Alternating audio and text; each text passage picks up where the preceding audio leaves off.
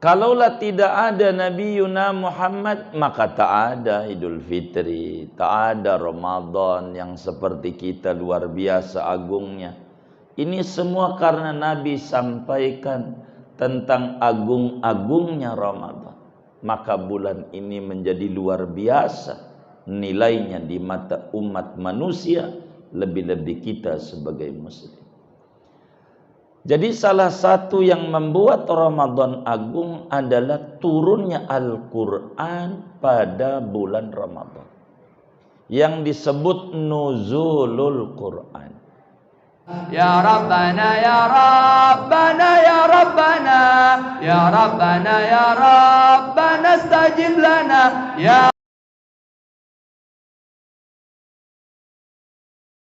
Quran tuh penting untuk dibaca. Manfaatnya, nih ada cerita menarik. Dulu ada seorang kakek-kakek punya cucu. Ini cucu ikut di rumah kakek walaupun orang tuanya ada. Dan kakek ini rumahnya pinggir kali.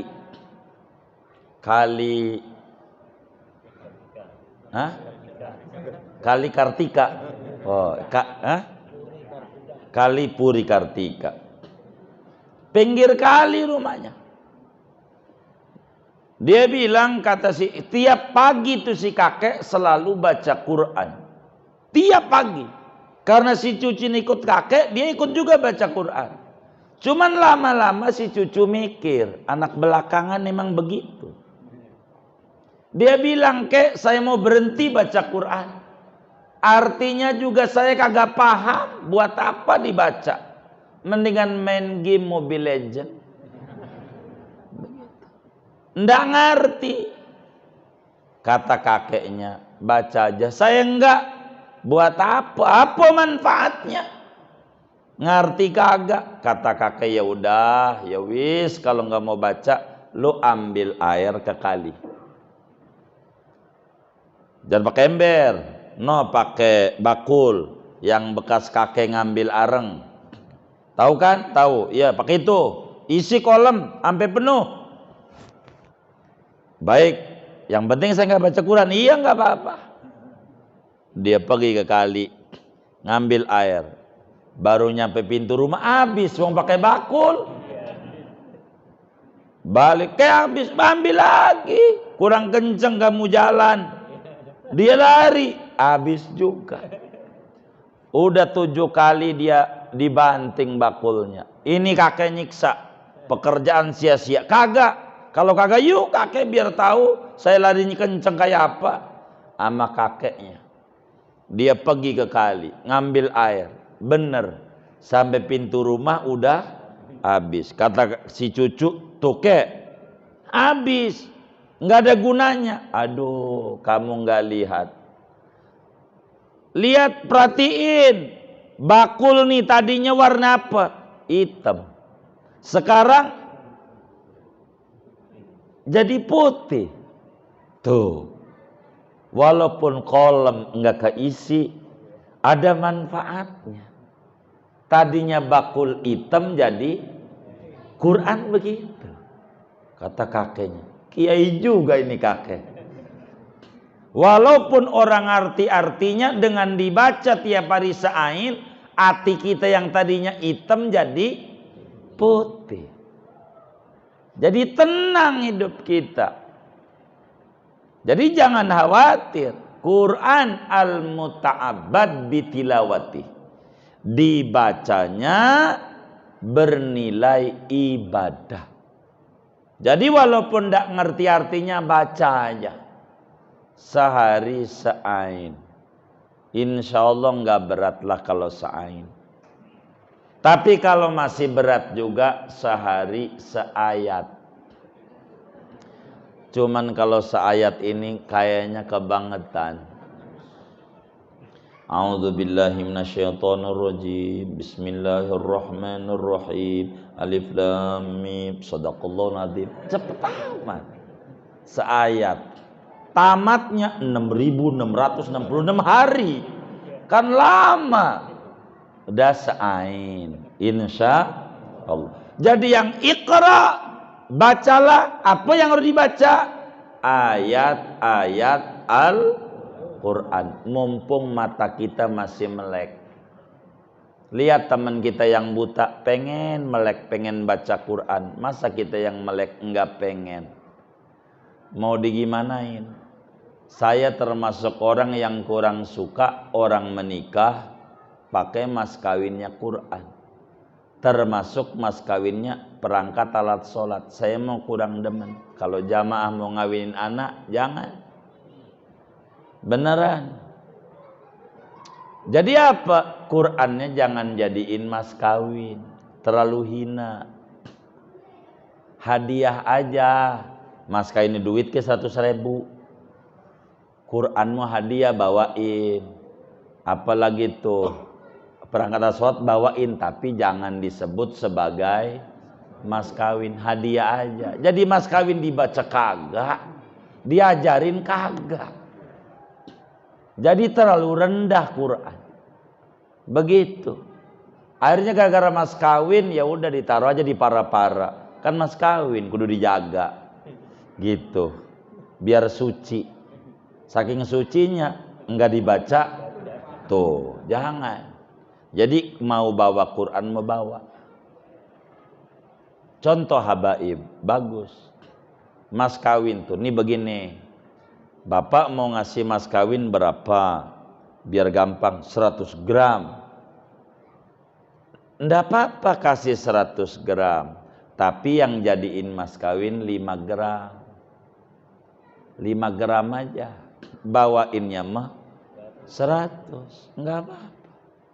Jadi kalau penghuni nanya, loh ini kok 5 gram kok ini gede? Iya 100. Kok 5 gram? Iya.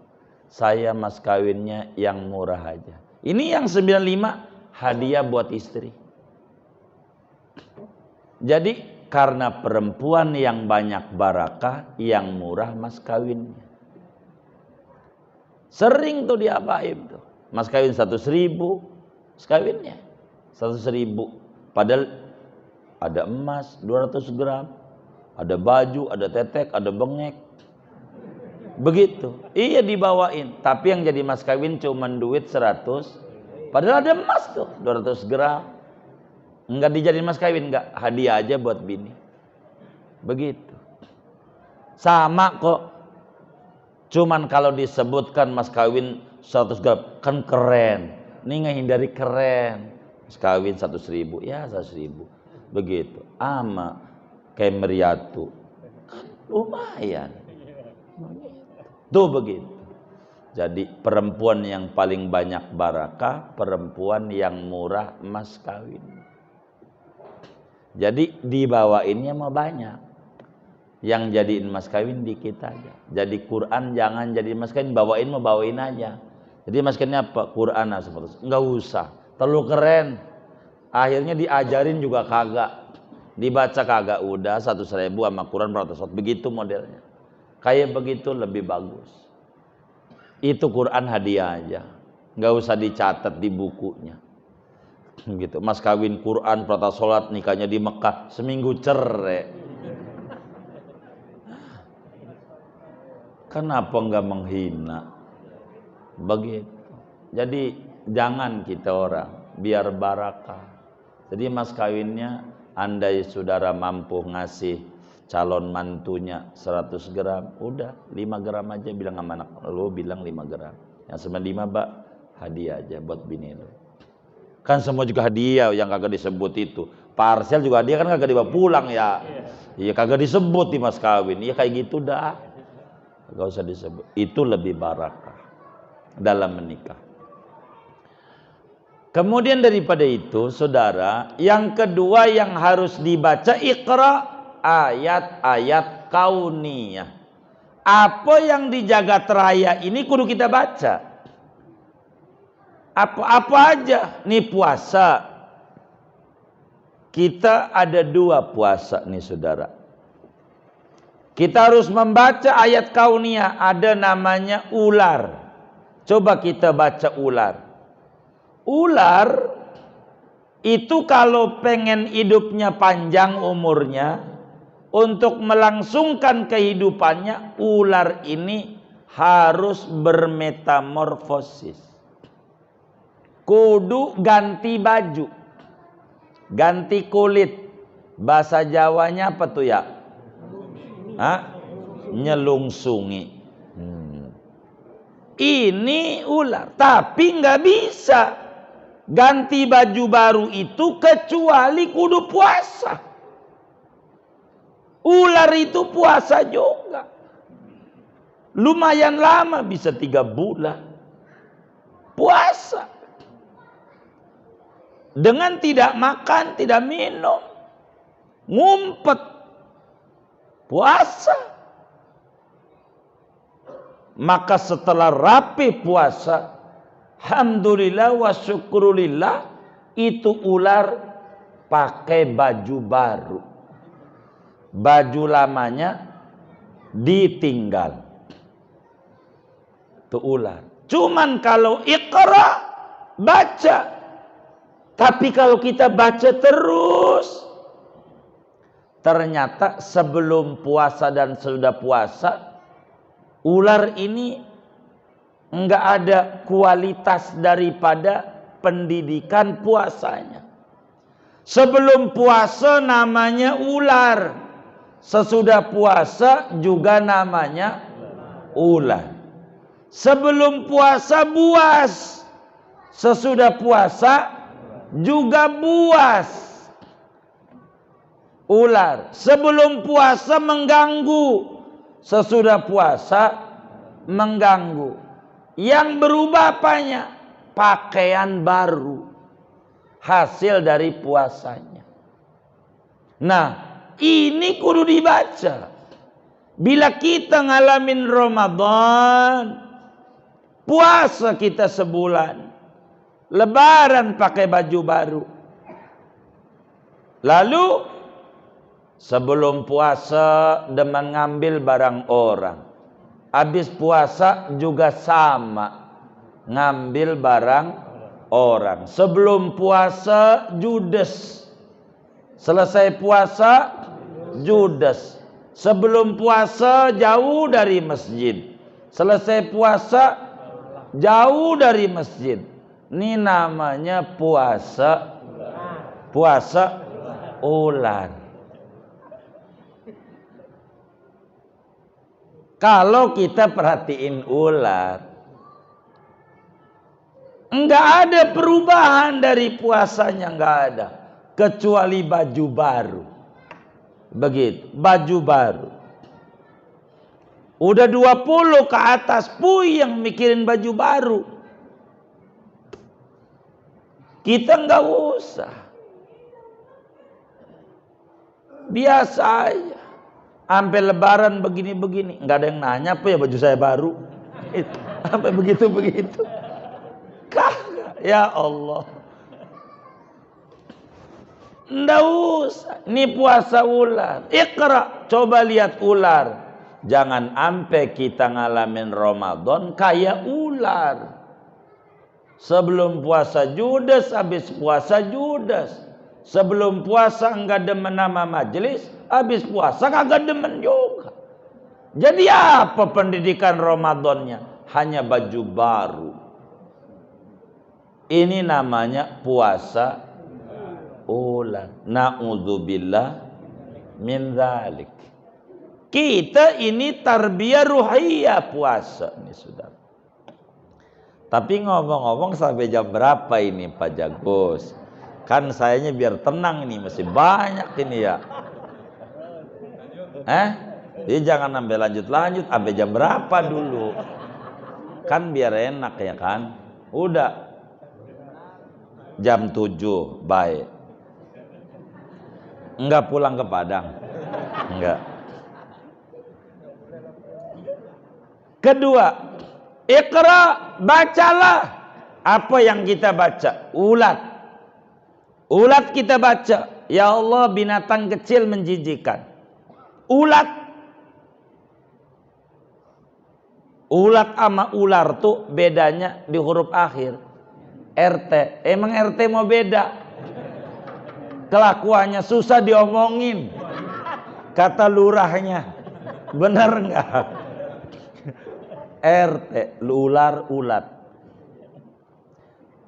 Ulat ini saudara sama. Puasa juga bukan kita manusia doang. Puasa. Maka dia puasa. Caranya enggak makan, enggak minum. Kudu ngumpet, kholwat. Namanya kokon. Tempat kholwatnya ulat. Kepompong.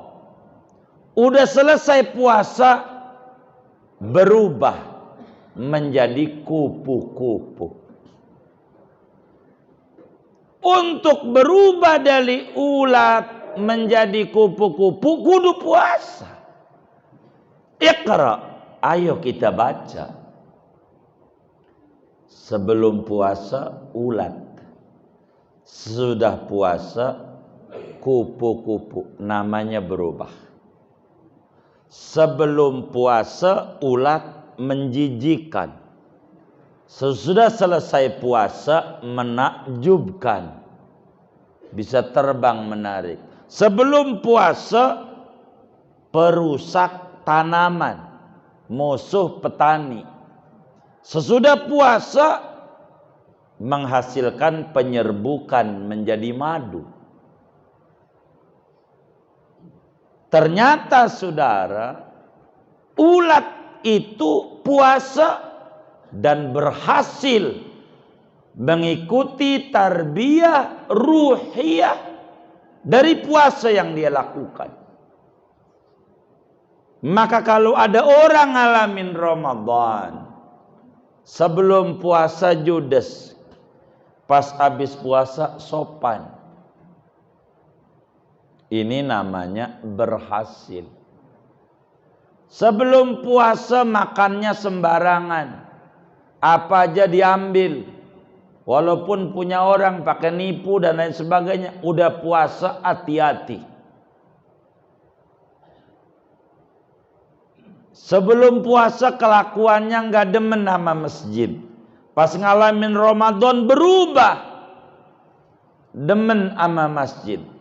Sebelum puasa nggak demen sama majelis taklim. Pas habis puasa rajin ke majelis. Ini namanya mengikuti ulat. Berhasil puasanya.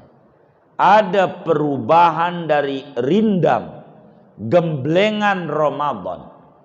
Ada perubahan dalam hidupnya. Yang tadinya nggak demen solawat, habis Ramadan demen solawat. Ada perubahan ke arah yang lebih baik. Inilah yang disebut la'allakum tattaqun. Puasa menghasilkan perubahan. Yang tadinya tidak bertakwa menjadi bertakwa. Menjadi dekat dengan Allah. Ramadan mau kita agungin atau tidak terus akan datang. Cuman cara kita menyambutnya, bisa ngalamin Ramadan lagi tahun depan bisa kagak. Contohnya teman-teman kita yang tahun lalu sahur berjamaah dengan kita, sekarang udah dikubur di akasia. Tahu nggak akasia? Yang tahun lalu buka bersama dengan kita sekarang udah nggak ada. Kita juga bisa begitu. Ini tinggal 10 hari ke depan. Kalau kita tidak maksimalin Ramadan, kita nggak tahu. Bila kita kemarin sia-sia, kurang banyak nilainya di 10 terakhir. Paling nggak kita tidur di masjid dah. Moga boleh di An-Nur tidur di masjid. Boleh nggak? Dikunci nggak? Jangan masjid dikunci, jangan. Kayak orang-orang, makanya saya kurang demen masjid pakai AC. Bagus, kelihatannya bagus tapi sebenarnya tidak. Kalau pengen bagus kudu benar. Kalau ngasih AC, ngasih juga ama bayar listriknya. Jangan AC doang. Gara-gara ngasih AC doang ke masjid, nggak bayar listrik, dikunci habis sholat. Lah kalau dikunci bagaimana? Enggak dapat ganjaran. Untung yang sodako pinggiran dapat dipakai mulu. Habis masjidnya dikunci banyak. Begitu. Akhirnya enggak dipakai. Dah enggak usah pakai AC. Udah orang mau tidur enggak apa-apa. Boleh-boleh saja. Paling tidak ada i'tikaf dia. Ada ganjaran. Tapi orang tidur, ya Allah, daripada lu tidur kagak apa kagak, injak masjid juga kagak. Ini bagus. Begitu. Lagi tidur di masjid sekarang mau aman, udah nggak ada beduk ya kan. Kalau zaman dulu dimasukin kolong beduk ya. Kalau sekarang kan kagak ada. Begitu saudara. Nggak apa-apa di masjid. Boleh-boleh. Paling nggak tidur di masjid, insya Allah sholat ada ganjaran. Begitu. Ini 10 terakhir tuh kalau Nabi mainnya di masjid. Mainnya. Bahkan bininya disuruh ibadah. Kita juga banyak ibadah. Sebisa kita dah. Di 10 terakhir ini apakah yang kita baca? Yang kita bisa tasbih dah. Kalau Quran kita belum bisa. Atau kulhu yang banyak. Sebisa kita. Kalau belum bisa baca Quran, kulhu aja dibolak-balik. Itu juga besar nilainya. Jangan nggak baca Quran. Di 10 terakhir.